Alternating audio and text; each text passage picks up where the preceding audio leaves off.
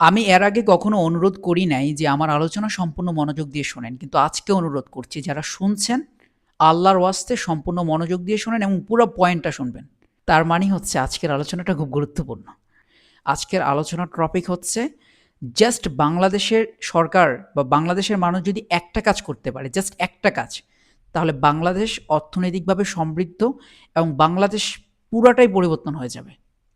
এবং সেই কাজটা কী? সেই কাজটা কি বলার আগে আমি আপনাকে ২ টা উদাহরণ দিচ্ছি।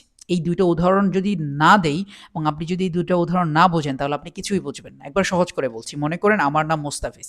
আমি সেই লেভেলের একটা বাটপার যে বাংলাদেশে ট্রাফিক আইন মানে না। অফিসে দেরি করে যায়, কাজে ফাঁকি দেয়। একদিন সে আমেরিকায় চলে গেল।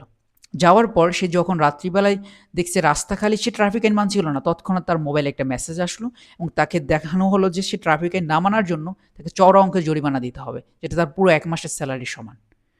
সে বাধ্য হয়ে জরিমানা দিল। সে যখনই ট্রাফিক আইন মানছে না তৎক্ষণাৎ তার কাছে মেসেজ চলে আসছে। আচ্ছা, এরকম ঘটনা ঘটলে মোস্তাফিজ যে বাংলাদেশে ট্রাফিক আইন মানত না, সেই ছেলেটা, সেই বাটপার ছেলেটা আমেরিকায় যাওয়ার পর সুশৃঙ্খল হয়ে গেছে। সে এখন ডিসিপ্লিন মানে। সে আর ট্রাফিক আইন ভঙ্গ করে না। কেন? সিস্টেমের কারণে। যে মোস্তাফিজ অফিসে ৯টার অফিস যাইতো ১১টায়, কাজ অর্ধেক করে ফাঁকিবাজি করে চলে আসতো, সেই মোস্তাফিজ ৯টা ১ সেকেন্ডও অফিসে ঢোকে না। জাস্ট টাইমে ঢোকে। যখনই সে ১ সেকেন্ড দেরি করে ঢোকে তখনই মেসেজ চলে আসে এবং তাকে এটার জন্য জবাবদিহি করতে হয়। যে মোস্তাফিজ অর্ধেক কাজ করে ফাঁকিবাজি করেই ফুল স্যালারি নিত, আজ সেই মোস্তাফিজ কাজে অর্ধেক ফাঁকিবাজি করার কারণে তার বেতন থেকে সেই অর্ধেক কাজ ফাঁকি দেওয়ার সমপরিমাণ টাকা কেটে নেওয়া হয়েছে। যে এই সিস্টেমের মধ্যে যদি মোস্তাফিজ থাকে, সে কি বাধ্য হবে না সঠিক পথে থাকতে? ঠিক আমেরিকার সাধারণ মানুষরাও বাধ্য হয় সিস্টেমের কারণে। এই পয়েন্টটা মাথায় রাখেন। এবার লাস্ট উদাহরণ, দক্ষিণ কোরিয়ার সবচেয়ে জনপ্রিয় প্রেসিডেন্ট ছিলেন কিয়ন হে। ২০১৭ সালে সে যখন দুর্নীতি করে, সে রানিং ক্ষমতায় ছিল, মানে অলরেডি প্রেসিডেন্ট, এমন অবস্থায় সে দুর্নীতি অভিযোগ প্রমাণিত হওয়ার পর তাকে ক্ষমতাচ্যুত করে জেলে পাঠানো হয়। ভাবছেন কে পাঠালো? এত ক্ষমতা কার? কারণ সে তো সর্বোচ্চ ক্ষমতার অধিকারী ছিল। সিস্টেম করেছে তাকে। অর্থাৎ সিস্টেম এমনভাবে ডিজাইন করা, প্রেসিডেন্ট অন্যায় করলে প্রেসিডেন্টকেও শাস্তি পেতে হয়েছে তৎক্ষণাৎ এবং তাকে ২৪ বছরের কারাদণ্ড দেওয়া হয়েছে। ২০২২ সালে ব্রিটেনে ২ মাসে ৩ জন প্রধানমন্ত্রী পরিবর্তন হয়। এরকম হওয়ার পরে যে কোনো রাষ্ট্রই স্বাভাবিকভাবেই অরাজকতার সৃষ্টি হবে, কিন্তু ব্রিটেনে হয়েছে উল্টা। ২০২২ সালে এই ২ মাসে তাদের অর্থনীতি আরও শক্তিশালী হচ্ছিল। কিন্তু কেন হলো? সিস্টেমের কারণে। প্রধানমন্ত্রী পরিবর্তন হয়েছে, রাষ্ট্রের দল পরিবর্তন হয়েছে, ঠিক আছে, কিন্তু তাদের সিস্টেম এমনভাবে ডিজাইন করা ছিল যে সব কাজ ঠিকভাবে চলছিল। আমেরিকার আজকের উন্নতির প্রধান কারণ হচ্ছে তাদের সিস্টেম।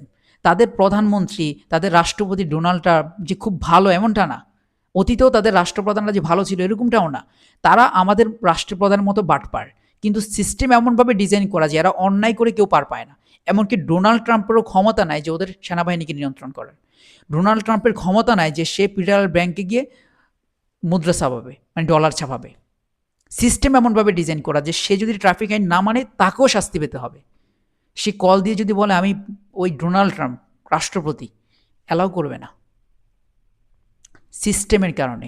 এবার আমি যে কথাটা প্রথমেই বলেছিলাম যে একটা কাজ করলে পুরো বাংলাদেশের রূপ পরিবর্তন হয়ে যাবে, সেটা হচ্ছে বাংলাদেশে সবসময় দল পরিবর্তন হয়, নেতা পরিবর্তন হয়, প্রধানমন্ত্রী পরিবর্তন হয়, কিন্তু বাংলাদেশের সিস্টেম কখনো পরিবর্তন হয় না। যতক্ষণ পর্যন্ত সিস্টেম পরিবর্তন না হবে ততক্ষণ পর্যন্ত বাংলাদেশ পরিবর্তন হবে না। কোন সিস্টেমের কথা বলছি? আমি সেই সিস্টেমের কথা বলছি এটা প্রথম উদাহরণে বলেছিলাম, মোস্তাফিজ বাটপার। কিন্তু সে বাধ্য হয়ে যখন আমেরিকায় গেল, একবারে তারের মতো সোজা হয়ে গেছে সিস্টেমের কারণে। ঠিক ওরকম সিস্টেম লাগবে যেখানে প্রধানমন্ত্রী অন্যায় করলে প্রধানমন্ত্রীকেও শাস্তি পেতে হবে, তাকেও ঠিক দক্ষিণ কোরিয়ার মতো ক্ষমতার থেকে নিয়ে কারাগারে ঢুকানো হবে দুর্নীতির কারণে। এমন শক্তিশালী সিস্টেম। যেদিন বাংলাদেশের এই শক্তিশালী সিস্টেমটা তৈরি হবে, সেদিন বাংলাদেশের যেই ক্ষমতায় আসুক, বাংলাদেশ কখনোই দুর্নীতিগ্রস্ত হবে না, এদেশে অনিয়ম হবে না, আমলাতান্ত্রিক জটিলতা থাকবে না। এই সিস্টেম তৈরি না করা পর্যন্ত বাংলাদেশ কখনোই উন্নত হবে না। এবার আসুন এই সিস্টেম কিভাবে তৈরি করব আমরা। এই সিস্টেম তৈরির জন্য প্রথম কাজই হচ্ছে আমাদেরকে ৭২-এর সংবিধান ডাস্টবিনে ফেলতে হবে, কারণ ওই সংবিধান থাকা অবস্থায় শেখ হাসিনা স্বৈরাচারী হয়েছে। আমার কথা বুঝতে পারছেন তো? ওই সংবিধান যদি এখন তারেক রহমানের হাতে আছে, এটা যদি এখনও থাকে, তাহলে তারেক রহমানও আগামীকাল যদি রাষ্ট্রদ্রোহী কাজ করে, দুর্নীতি করে, কিছু করার নাই, আপনি কিছু করতে পারবেন না, কারণ সিস্টেমটা এরকম করা সম্ভব। ওই সিস্টেম থাকলে বাংলাদেশে অনিয়ম, আমলাতান্ত্রিক জটিলতা ফেরেস্তা ক্ষমতায় বসলেও পারবে না বন্ধ করতে। ওই সিস্টেম বাদ দিয়ে এমন সিস্টেম তৈরি করতে হবে যেটা আমেরিকানরা করেছে, যে সিস্টেমে প্রধানমন্ত্রী অন্যায় করলেও তাকে শাস্তি পেতে হবে। ঠিক দক্ষিণ কোরিয়ার মতো প্রধানমন্ত্রীকে, রানিং প্রধানমন্ত্রী কারাগারে চলে গেছে শুধুমাত্র সিস্টেম ভঙ্গ করার কারণে। এমন শক্তিশালী সিস্টেম বাস্তবায়ন করতে হবে আমাকে আপনাকে, প্রয়োজনে আমাদের জীবন দিয়ে হলো। ওই সিস্টেম বাস্তবায়ন করার জন্য যদি জীবন দিতে হয়, আল্লাহর কসম করে বলছি, প্রথমে আমি আমার জীবনটা দিতে রাজি আছি।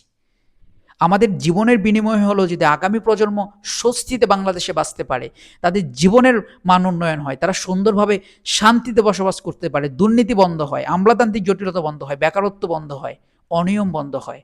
আর সেই অনিয়ম বন্ধের জন্য যদি আমাদেরকে আবারও একটা বিপ্লব করতে হয়, সেই বিপ্লবের জন্য আমি প্রস্তুত, আপনারাও অবশ্যই প্রস্তুত, আমি বিশ্বাস করি। কারণ এই বিপ্লব ছাড়া আমাদের কখনোই মুক্তি মিলবে না।